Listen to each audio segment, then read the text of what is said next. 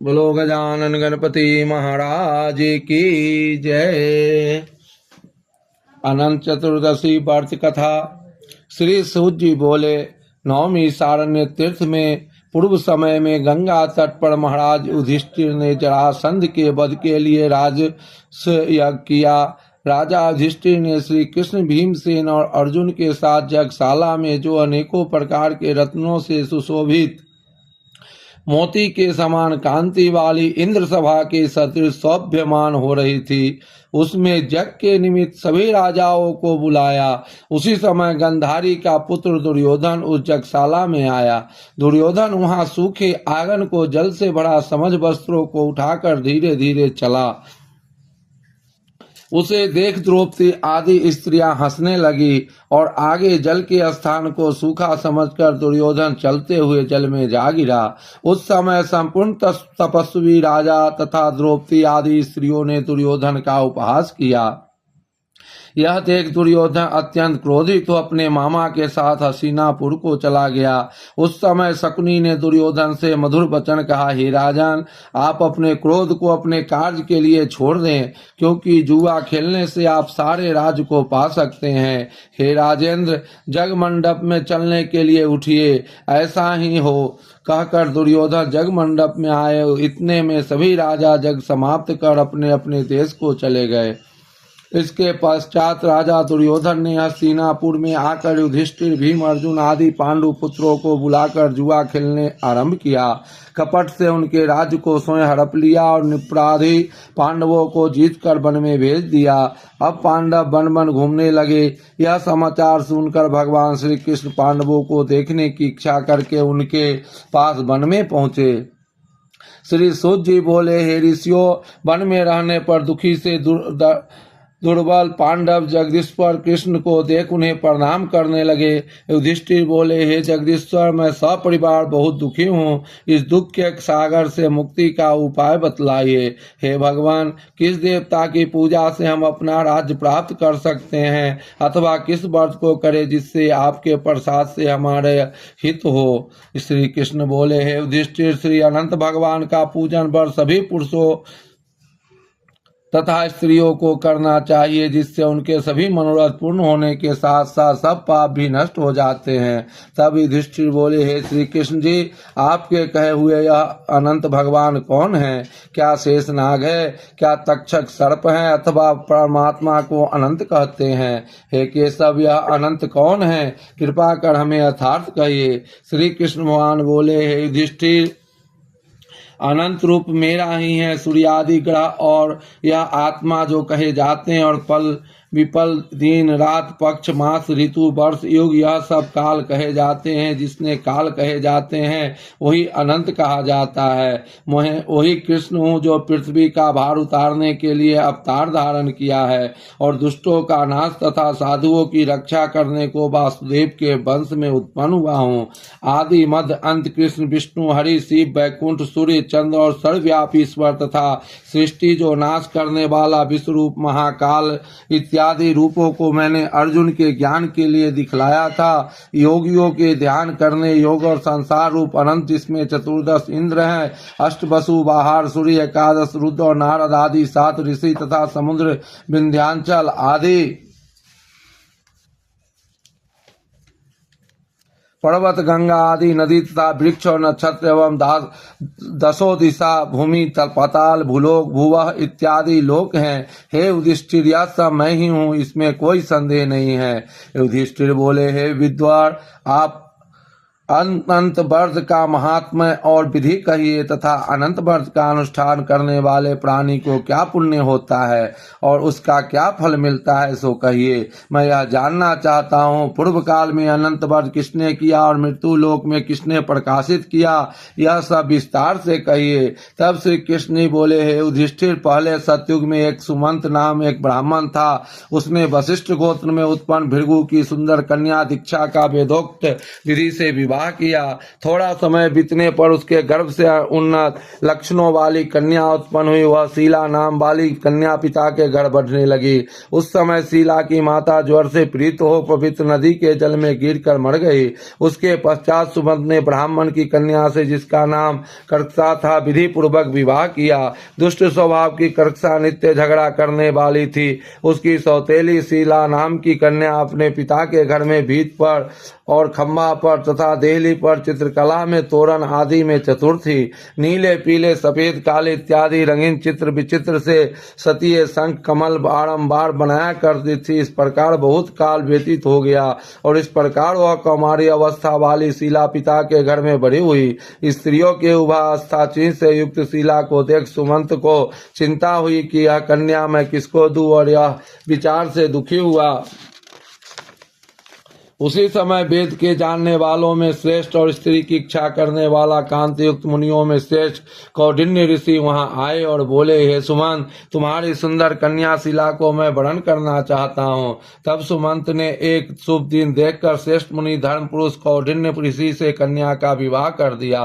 श्री कृष्ण जी बोले, हे युधिष्ठिर, गृहस्थ शूद्र की कही हुई विधि से विवाह किया। उस समय मांगलिक कार्य किए गए तथा स्त्रियों ने मंगल गान किया। ब्राह्मणों में वाचन तथा बंदी जनों ने तुम्हारी जय हो घोष किया।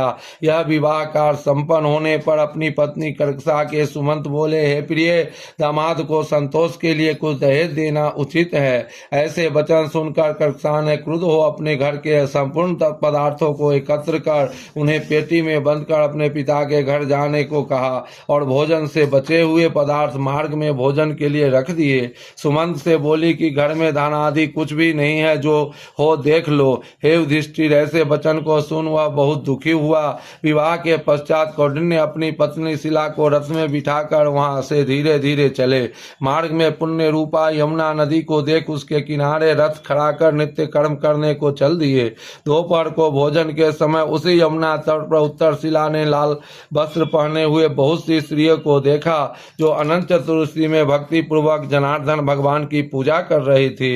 उन स्त्रियों के समीप जाकर धीरे से पूछा, हे भार्याओं, कृपा कर आप मुझसे कहो कि आप किसका व्रत कर रही है और इस व्रत का क्या नाम है। शीलवती सुशीला की ऐसे वचन सुनकर संपूर्ण स्त्रियां बोली, हे शीला, इसका नाम अनंत व्रत है। इस व्रत में अनंत देव की पूजा की जाती है। यह वचन सुन शीला बोली, मैं भी इस उत्तम व्रत को करूंगी। और स्त्रियों से पूछा, इस व्रत का क्या विधान है और इसमें क्या दान आदि होगा तथा किस देवता की पूजा होती है। इसके यह वचन सुन सब स्त्रियां बोली, हे शीला, अच्छे अन्न के एक शेर माला पुए बनवाए, जिसमें से आधा भाग ब्राह्मण को दे, आधा आप भोजन करे और कृपणता को त्याग कर शक्ति अनुसार ब्राह्मण को दक्षिणा दे।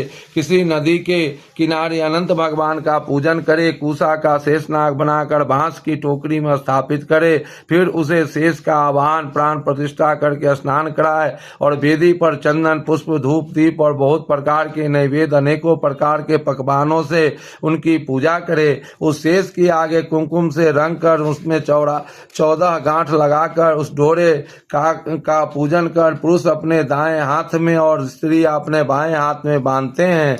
बांधते समय यह मंत्र पढ़े, हे वासुदेव, इस संसार रूपी सागर में डूबते हुए मेरा उद्धार करे।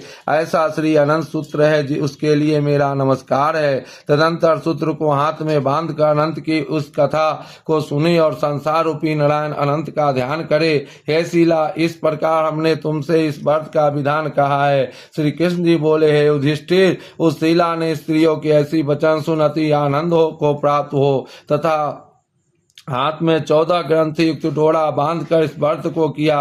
मार्ग के अर्थ जो भोजन दिया गया था, आधा ब्राह्मण को खिलाया, शेष आप दोनों ने भोजन किया और आनंद से पति के साथ बैलगाड़ी में बैठ घर गई।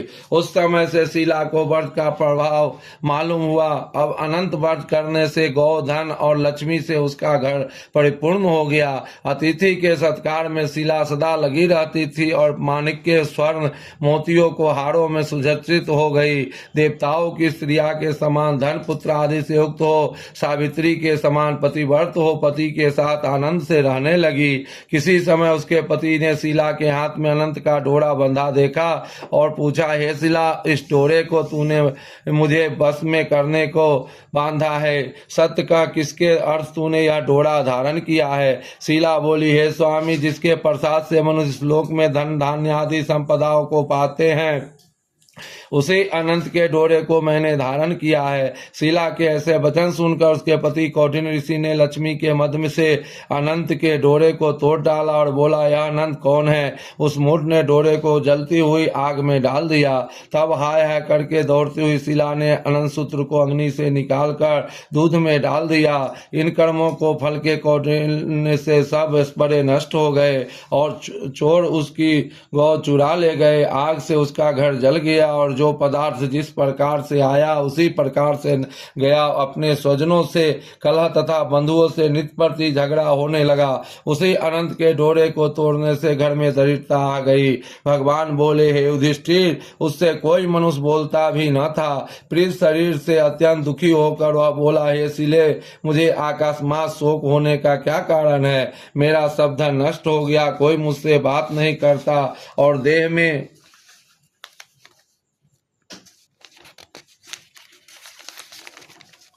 नित्य प्रति पीड़ा होती है। हे शीले, मुझसे क्या अपराध हुआ है और क्या करने से मेरा कल्याण हो सकता है? पति के ऐसे वचन सुन शीला बोली, हे स्वामी, आपने जो अनंत के डोरे का आक्षेप किया उसी के पाप का यह फल है। हे महाभाग, भविष्य में दर्भ आदि सब होंगे, परंतु उसके लिए उपाय करो। शीला के वचन सुन वह अति दुखी हो तप करने का संकल्प ले वन में जा आयु लक्षित करके तब का विचार करने लगा कि ऐसा जगदीश्वर अनंत का दर्शन जिसकी प्रसन्नता से द्रव्य आदि पदार्थ मिलते हैं और उसके हस्तक्षेप से सब पाप नष्ट हो जाते हैं, कहाँ पर मिलेंगे? धनादि पदार्थ होने के सुख तथा दुख से यह विचार करता हुआ वह निर्जन वन में घूमने लगा। वहां उसने फलों से संपन्न वृक्ष देखा जिसमें कीड़े पड़ गए। यह देख कौंडिन्य ने वृक्ष से पूछा, तूने किसी स्थान में अनंत देव को देखा है? हे सज्जन, देखा हो तो मुझे बताओ, क्योंकि उन्हें न देखने से मेरे चित्त में बड़ा दुख हो रहा है। यह सुन वृक्ष ने कहा, हे कौंडिन्य, मैंने अनंत को कहीं नहीं देखा। ऐसे उत्तर को सुनकर कौंडिन्य ऋषि दुखी होकर आगे को चले। श्री कृष्ण जी बोले, हे युधिष्ठिर, अनंत के दर्शन की लालसा करते हुए ऋषि ने वन में इधर उधर घूमती हुई बछड़ों सहित गौ को देखकर उसने गाय से पूछा, हे धेनु, तूने अनंत को देखा हो तो बता। यह सुन गाय ने कहा, हे द्विज, मैं अनंत को नहीं जानती हूँ। आगे चलकर एक बैल को देखा। ऋषि ने उससे भी पूछा, हे गौ स्वामी, तूने अनंत को देखा है? बैल बोला, मैंने अनंत को नहीं देखा है। तब कौंडिन्य ऋषि ने आगे चलकर दो पुष्करणियों को देखा जिनके कलोल से परस्पर लहरें मिल रही है और कमल कुमुदनी बहुत प्रकार से शोभा दे रही है तथा भ्रमण हंस, चकवा तथा सारस, बगुला आदि जाति के पक्षी कीड़ा कर रहे हैं। उस कौंडिन्य ने पुष्करणियों से पूछा, क्या तुम दोनों ने अनंत को देखा है? यह सुन पुष्करणियों ने उत्तर दिया, हे द्विज, हमने अनंत को नहीं देखा। आगे चल उसने गधा तथा हाथी को देखकर उनसे पूछा, तुमने अनंत को देखा है? उसने भी संतोषजनक उत्तर न मिलने पर उसकी अनंत भगवान से मिलने की आशा नष्ट हो गई और वह वन में बैठ गया। हे युधिष्ठिर, कौंडिन्य जीवन की आशा छोड़कर विहल हो बहुत गर्म श्वास छोड़ता हुआ पृथ्वी पर गिर पड़ा। थोड़े समय में सावधान होने पर कौंडिन्य ने उठकर संकल्प किया कि हे अनंत, यदि तुम मुझे न मिले तो मैं प्राणों को छोड़ दूंगा। हे युधिष्ठिर, तब जैसे ही वृक्ष पर मरने के लिए फांसी डाली थी तभी अनंत जी प्रत्यक्ष होकर आ गए। ब्राह्मण का रूप धारण किया अनंत ने कहा, हे द्विज, इधर आओ, और इसका दाहिना हाथ पकड़कर पर्वत की गुफा में चले गए। वहां सुंदर स्त्री पुरुष से युक्त उस ऋषि को अपनी पुरी को दिखाया। वहां पर एक दिव्य सिंहासन पर बैठे और शंख, चक्र, गदा, पद और गरुड़ सहित विश्वरूप अपनी विभूतियों को भेदों से अधिक तेज और कौस्तुभी मणि सहित बनमाला धारण किए हुए थे। उन देवताओं के देव जो किसी से न पराजित होने वाले हो। उन विश्वरूप को कौंडिन्य ऋषि देखकर उनकी स्तुति करने लगे। वह पुंडरीकाक्ष में पापी हूँ, पाप कर्म करने वाला पापात्मा हूँ, पाप से उत्पन्न हूँ। आप मेरी रक्षा करे और मेरे पापों को हरे। हे जगदीश, आज मेरा जीवन तथा जन्म दोनों धन्य है। तुम्हारे चरण कमलों पर मेरा मस्तक भ्रमण के समान स्पर्श कर रहा है। कौंडिन्य ऋषि के वचन सुनकर अनंत देव मधुर वाणी से बोले, हे कौंडिन्य, तुम निर्भय होकर अपने मन की बात मुझसे कहा। तब कौंडिन्य बोले, मैंने अपनी संपत्ति के घमंड में आकर अनंत का ढोरा तोड़कर उसकी निंदा की, जिससे मेरी सब संपदा नष्ट हो गई। स्वजनों से नित्य झगड़ा होता है और मुझसे कोई बात भी नहीं करता। महादुखी होकर तुम्हारे दर्शन के लिए आया हूँ। अनंत भगवान की कृपा से दयापूर्वक आपने मुझे दर्शन दिया। मैंने जो पाप किया है, कृपा उसकी शांति का उपाय मुझे बतलाइए। श्री कृष्ण बोले, हे युधिष्ठिर, भक्ति से संतुष्ट होकर अनंतदेव क्या न देवे। अनंत भगवान बोले, हे कौंडिन्य, विलंब मत कर, अपने घर को जा और 14 वर्ष तक भक्ति पूर्वक अनंत व्रत कर। तू सब पापों से छूटकर सिद्धि को प्राप्त करेगा। तेरे पुत्र पौत्र होंगे और सुखों का उपयोग करेगा। अंत में समय में मेरा स्मरण होगा और पीछे निसंदेह अमर पद को प्राप्त होगा। संपूर्ण लोगों के उपचार के लिए मैं तुमको और भी वर देता हूँ। संपूर्ण विधि से इस व्रत की कथा पढ़ने वाला और शिला के समान इस अनंत का व्रत करने वाला इस व्रत के प्रभाव से जल्दी ही सब पापों से छूटकर परम गति को प्राप्त करेगा। हे कौंडिन्य, तू जिस मार्ग से यहाँ आया है उसी मार्ग से अपने घर को जा। तब कौंडिन्य बोला, हे स्वामी, मैंने वन में घूमते हुए एक आश्चर्य देखा, वह आपसे पूछता हूँ, कृपा कर आप उत्तर दीजिए। वह आम का वृक्ष, गौ, बैल, कमल आदि से शोभायमान पुष्करणी, गाधा और हाथी, हे देव, यह सब कौन है? आम इन सूत्रों का वृत्तांत मुझसे कहिए। तब अनंत जी बोले, हे कौंडिन्य जी, आम का वृक्ष पूर्व जन्म का विद्वान ब्राह्मण है, जो विद्यार्थियों को विद्या दान न देने के कारण वृक्ष हुआ। वह गौ पृथ्वी है, उसने पूर्व जन्म में बीज को चुराया है। और वह बैल धर्म है, धर्म और अधर्म के कारण वे दोनों पुष्करणी हुई है। वे पूर्व जन्म में कोई ब्राह्मण जाति की दोनों भगनी थी, जो धर्म करती थी, वह परस्पर कहती थी, और उन्होंने ब्राह्मणों, अतिथि और दुर्बल को कुछ भी भोजन आदि पदार्थ नहीं दिया था, याचकों को भिक्षा भी नहीं दिया।